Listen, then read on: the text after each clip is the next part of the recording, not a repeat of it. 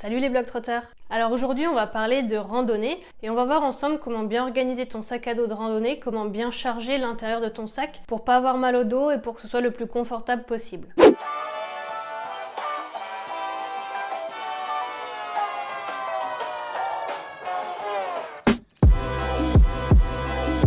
Donc il y a 4 points vraiment importants pour bien organiser ton sac à dos. Donc la première chose super importante, ça va être de placer tout ce qui est le plus lourd collé à ton dos. Le mettre vraiment dans le fond du sac pour que le centre de gravité soit le plus proche de toi et éviter que le sac à dos te tire en arrière et surtout que tout le poids soit porté par tes épaules. Si c'est les épaules qui prennent toute la charge et si tu es tiré en arrière, c'est comme ça que tu vas avoir mal au dos et que tu vas te fatiguer plus rapidement. Deuxième chose importante, donc on a parlé des choses lourdes, il va aussi falloir faire attention de ne pas les mettre tout au fond de ton sac à dos, donc au niveau des fesses, ni tout en haut de ton sac à dos. Si tu les mets tout en haut de ton sac à dos, déjà ton centre de gravité va être beaucoup plus haut, donc ça va avoir tendance à plus te déséquilibrer, mais ça va aussi à nouveau tirer plus sur tes épaules. Si tu mets tes choses lourdes tout en bas au niveau des fesses, pareil, tout va être porté par le bassin, c'est pas terrible non plus. Donc dans l'idéal, c'est de placer les choses lourdes contre ton dos et dans la partie intermédiaire de ton sac, pas en haut et pas en bas. Troisième chose importante, on n'y pense pas forcément au moment de charger son sac à dos, mais ça nous le rappelle vite une fois qu'on l'a sur le dos, c'est de faire attention à pas mettre d'objets pointus ou anguleux, pas collés à ton dos, mais du coup un petit peu plus sur l'extérieur.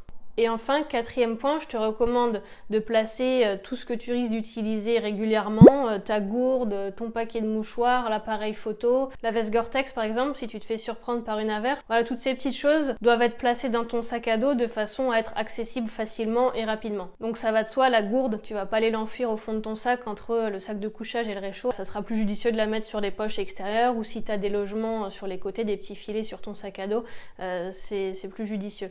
Donc maintenant, on va voir en pratique ce que ça donne. Donc on a dit dans le fond du sac à dos, donc collé à tes fesses, il faut éviter de mettre quelque chose de trop lourd. Donc moi je vais déjà venir placer mes vêtements techniques en laine de mérinos qui me serviront le soir. Ensuite on arrive dans la partie intermédiaire du sac à dos, donc collé directement à mon dos, je vais mettre les choses les plus lourdes. Je viens mettre la toile de tente, le sac de couchage et j'ai aussi mon petit matelas de sol que je vais en général glisser entre les deux en dessous. Alors ensuite je vais venir mettre la popote pour gagner un petit peu de place. J'ai mis directement dedans la bonbonne. Donc ça c'est assez lourd, je vais venir la mettre aussi collée à mon dos. Alors ensuite la doudoune, ça c'est pareil, c'est quelque chose que je vais utiliser plutôt le soir, qui est très léger, donc je vais le mettre sur le haut. La veste Gore-Tex, un petit peu plus lourde mais quelque chose qui me risque de me servir si jamais je me fais surprendre par une averse ou si ça commence à souffler. Ensuite j'ai un petit pantalon pour le soir que je vais venir glisser sur le côté et je finis par mes lyophilisés qui sont relativement légers, hop, que je viens mettre sur le dessus du sac. Voilà, donc là je vais venir refermer tout ça. Donc ce sac est vraiment top, c'est un sac qui vient de chez Decathlon. Je le trouve vraiment bien fait, il a une grande poche ventrale donc qui permet de pouvoir jeter un petit coup d'œil sur tout et super rapidement. Donc je le referme.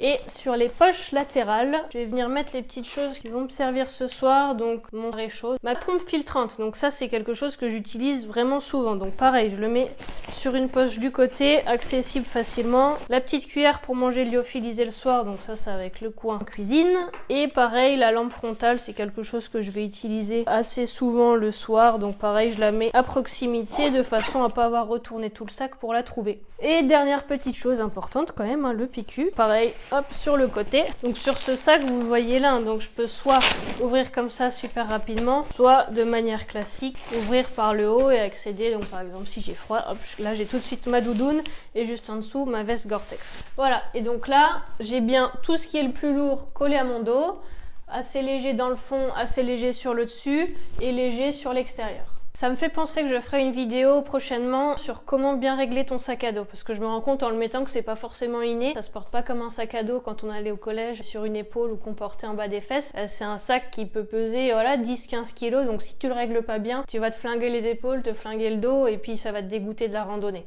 Donc je ferai une petite vidéo prochainement justement où je t'explique comment bien faire les réglages. Voilà, donc si cette petite vidéo t'a plu, si tu veux aller plus loin, si tu veux en savoir plus pour bien choisir ton matériel de randonnée ou de bivouac et si tu veux savoir comment organiser un trek en autonomie, je t'invite à cliquer sur le lien dans la description. J'ai écrit un petit guide justement super complet avec tout ce que tu dois savoir avant de partir. Allez, je te dis à la prochaine. Ciao!